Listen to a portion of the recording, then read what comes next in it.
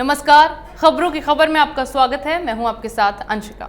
किसान आंदोलन का नेतृत्व करने वालों का असली चेहरा अब खुलकर सामने आ गया है।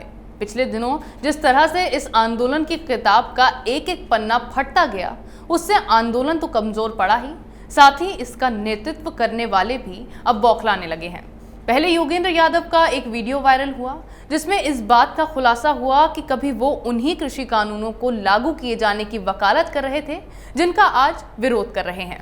उस वक्त योगेंद्र यादव कहते फिर रहे थे कि किसानों की बाजारों तक सीधी पहुंच होनी चाहिए, और अब जब केंद्र की ओर से ये कृषि कानून लागू कर दिए गए हैं तो यही फर्जी नेता अब मासूम किसानों को बरगलाकर देश का माहौल खराब करने में लगे हैं।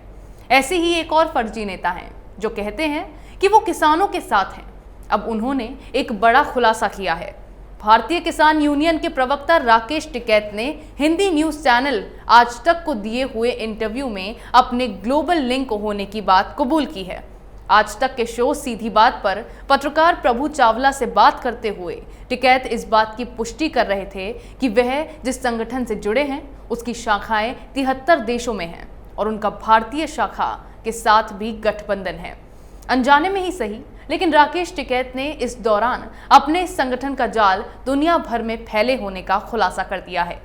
अब यहाँ गौर करने वाली बात यह है कि हाल में चर्ची पॉप स्टार रिहाना, भारतीय विरोधी प्रोटेस्टर ग्रेटा थनबर्ग और रिटायर्ड पॉर्न स्टार मिया खलीफा के किसान आंदोलन के समर्थन में ट्वीट करने के बाद राकेश टिकैत ने इन्हें जानने से इनकार कर दिया था।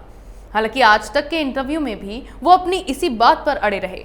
तो फिर अब इनके ग्लोबल कनेक्शन के खुलासे के बाद तो सीधे तौर पर इनकी सभी बातें खारिज हो गई हैं। राकेश टिकैत ये भी कहते नजर आए कि इन सभी 73 शाखाओं के लोगों की विचारधारा भी उनके जैसी है और वे इनका समर्थन कर रहे हैं।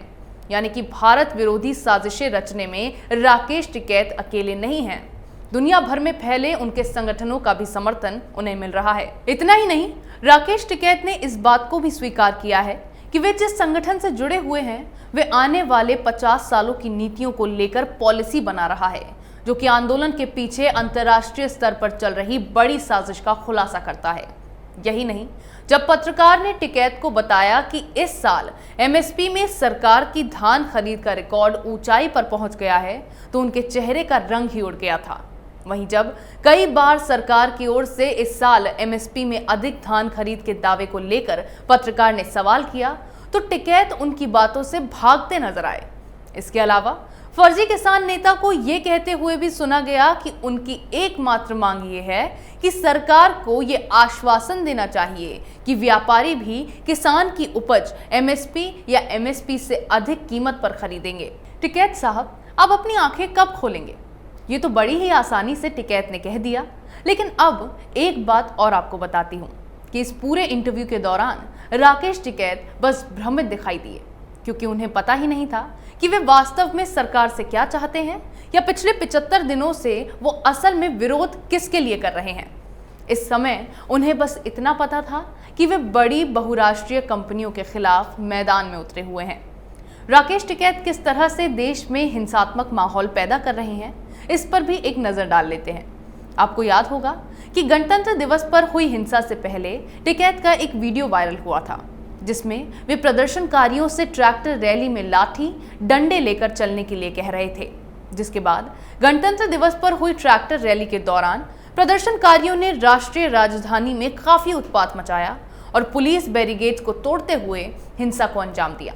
लेकिन इसके बाद राकेश टिकैत सहित कई किसान नेताओं ने इस बात से पल्ला झाड़ लिया कि उन्हें इसके बारे में कोई जानकारी ही नहीं है और इस पूरे मामले में दोष अकेले पंजाबी अभिनेता दीप सिद्धू पर मढ़ दिया।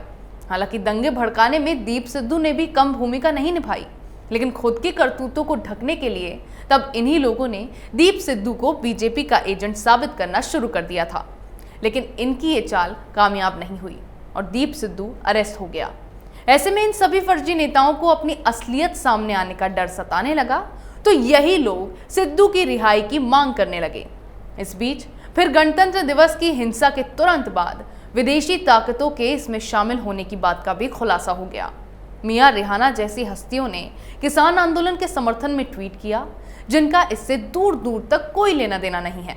सबके लिए हैरानी की बात थी कि जिन्हें किसान का असली मतलब तक नहीं पता हो वो लोग इस मामले में दखल दे रहे हैं। इस बात ने सभी को सोचने पर मजबूर कर दिया, लेकिन इसके बाद ऐसा खुलासा हुआ कि लोगों के होश ही उड़ गए। महज 18 साल की ग्रेटा थनबर्ग, जिसे देखकर कोई नहीं कह सकता कि वो बच्ची इतनी शातिर हो सकती है, उसने सोशल मीडिया पर एक टूलकिट शेयर किया, जिससे किसान आंदोलन में विदेशी ताकतों का हाथ होने की बात सामने आई और पता चला कि यह आंदोलन किसानों का नहीं है, बल्कि किस तरह से इसकी आड़ में भारत के खिलाफ प्रोपेगेंडा फैलाए जाने की साजिश की जा रही थी। इस टूलकिट के मुताबिक आंदोलन को देश में हिंसा फैलाने के लिए और भारत को पूरी दुनिया में बदनाम करने के लिए जरिया बनाया जा रहा है। अब तक तो जो भी हैशटैग, लोगों के ट्वीट्स और यहां तक कि गणतंत्र दिवस पर फैली हिंसा, ये सभी बातें पहले से ही तय की गई थी। इतना ही नहीं, रिहाना ने जो ट्वीट किया था वो भी इस टूलकिट में शामिल था। सबसे बड़ी बात तो यह है कि एक ट्वीट का इन लोगों को करीब 18 करोड़ रुपए दिए जा रहे थे। इन सभी बातों का खुलासा होने के बाद इस आंदोलन का असली चेहरा सामने आ गया और देश की जनता को भी ये पता चल गया कि किस तरह से मासूम किसानों को बरगलाकर देश विरोधी साजिशें रची जा रही थी। इस पूरे मामले को उकसाने के पीछे सबसे बड़ा हाथ खालिस्तानी संगठन सिख फॉर जस्टिस के गुरपवन सिंह पन्नू का रहा है। 26 जनवरी पर तिरंगा हटाकर खालिस्तान का झंडा फहराए जाने को लेकर पन्नू ने $2.5 लाख का इनाम रखा था। जब ऐसा हुआ तो एक और वीडियो जारी कर पन्नू ने इस घटना को एक कामयाबी बताया और लोगों को खालिस्तान बनाने को लेकर उकसाया। उसने तो इस घटना में जिस शख्स की मौत हुई थी उसे भी शहीद करार दिया था। इसके अलावा ये तक कहा कि अगर पंजाब को आजाद कर खालिस्तान बनाना है तो संसद पर भी कब्जा करना होगा। हालांकि जांच एजेंसियां लगातार पन्नू को पकड़े जाने की तमाम कोशिशें कर रही हैं। आतंकी पन्नू हमारे देश का नागरिक नहीं है, इसके पास विदेशी नागरिकता है और यही उसके खिलाफ कार्रवाई में सबसे बड़ी बाधा बन गई है। एनआईए ने पन्नू की जमीन और दूसरी प्रॉपर्टी भी जब्त की है। उसमें यह आधार था कि वे देश विरोधी गतिविधियों के लिए फंडिंग करता है। इसके अलावा कनाडा के पीएम जस्टिन ट्रूडो तक किसानों के मुद्दों पर बयान देकर आलोचना का शिकार हो चुके हैं। मौजूदा समय में उस देश के साथ भारत के संबंध बेहद अच्छे नहीं हैं, लेकिन आज वही कनाडा के पीएम भारत के प्रधानमंत्री से फोन कर वैक्सीन की गुहार लगा रहे हैं। लेकिन भारत ने इसके बाद भी ये बात साफ कर दी कि कनाडा ने भारत के आंतरिक मामलों में कितनी भी दखलंदाजी करने की कोशिश की, लेकिन जरूरत के समय वो मदद से पीछे नहीं हटा और कनाडा को वैक्सीन भी भिजवाएगा। इसके अलावा मामले में पाकिस्तान की भी भूमिका होने की आशंका जताई गई, जिसके बाद दिल्ली पुलिस ने पता लगाया था कि पाकिस्तान में बैठकर 350 ट्विटर हैंडल से किसान आंदोलन में माहौल बिगाड़ने का प्रयास किया गया, क्योंकि पाकिस्तान लगातार खालिस्तान की मांग का समर्थन करता रहा है। यही कारण है कि भारतीय खुफिया एजेंसियों की ओर से लगातार इस प्रकार के भड़काऊ भाषण पर नजर रखती है और अब पन्नू की गतिविधियों पर भी नजर रखी जा रही है। इस मामले में तो न्यूज क्लिक नाम के एक न्यूज पोर्टल तक पर शिकंजा कसा जा चुका है, जिस पर ईडी ने इस शक में छापा मारा कि भारत के खिलाफ झूठी खबरें फैलाने के लिए इसे विदेशी फंडिंग मिल रही थी। एक एक कर इस किसान आंदोलन को लेकर जिस तरह से खुलासे हो रहे हैं, उसके बाद जांच एजेंसियां और दिल्ली पुलिस सतर्क हो गई है। टिकैत ने भले ही इन सभी मामलों में अपनी भूमिका होने से इनकार कर दिया हो, भले ही वो मियां रिहाना को नहीं जान रहे हों, वो ये भी नहीं जानते होंगे कि खालिस्तानी आतंकी पन्नू आखिर है कौन।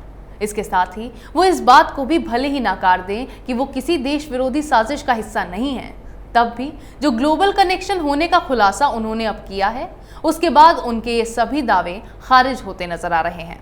अपने मतलब के लिए टिकैत ने मासूम किसानों को बरगलाया, अपने नापाक इरादों को अंजाम देने के लिए उनका इस्तेमाल किया। केंद्र के 3 कृषि कानूनों को लेकर केवल भ्रम फैलाया जा रहा है। इतना ही नहीं, जो लोग ये भ्रम फैला रहे हैं वो तो खुद ही नहीं जानते कि इन कानूनों से किसानों को नुकसान क्या है। CAA के समय भी इसी तरह से मुसलमानों को बरगलाया गया था और देश का माहौल खराब करने की कोशिश की गई थी। लेकिन मैं पूछती हूं कि क्या एक भी मुसलमान को देश से निकाला गया? किसानों को इन कानूनों से होने वाले नुकसान का क्या एक भी मामला अब तक सामने आया है? और जब इन्हीं कानूनों से किसानों को लाभ की खबरें सामने आ रही हैं, तो यही राकेश टिकैत जैसे लोग जिनके पास कोई जवाब नहीं है, तो ये सरकार को साधने पर आ जाते हैं कि सरकार आखिर है कहाँ। किसान आंदोलन की आड़ में ये लोग केवल राजनीति और देश को तोड़ने जैसी अपनी नापाक हरकतों को अंजाम देने की कोशिशों में लगे हैं। लेकिन लोगों को ये समझने की जरूरत है कि खालिस्तान नाम का कोई आंदोलन या संगठन नहीं है। ये संगठन उन्हें गुमराह कर मुसीबत में फंसा सकता है। और जो लोग भी इन देश विरोधी साजिशों में शामिल हैं, अब जल्द ही पुलिस का डंडा इन पर चलने वाला है, जिसके बाद तोते की तरह ये सब उगलेंगे। अनजाने में ही सही, राकेश टिकैत ने अब पुलिस को एक बहुत बड़ा सुराग दे दिया है, जिसके बाद अब इन फर्जी लोगों के दिन बस खत्म हो गए हैं। अगर आपको हमारा ये वीडियो पसंद आया हो तो इसे लाइक करें, शेयर करें, कमेंट करें, साथ ही हमारे चैनल को सब्सक्राइब करें। और अगर आप तक हमारे खबरों की अपडेट्स नहीं पहुंच पाती हैं तो इसके लिए अब आप कैपिटल टीवी का ऐप भी डाउनलोड कर सकते हैं।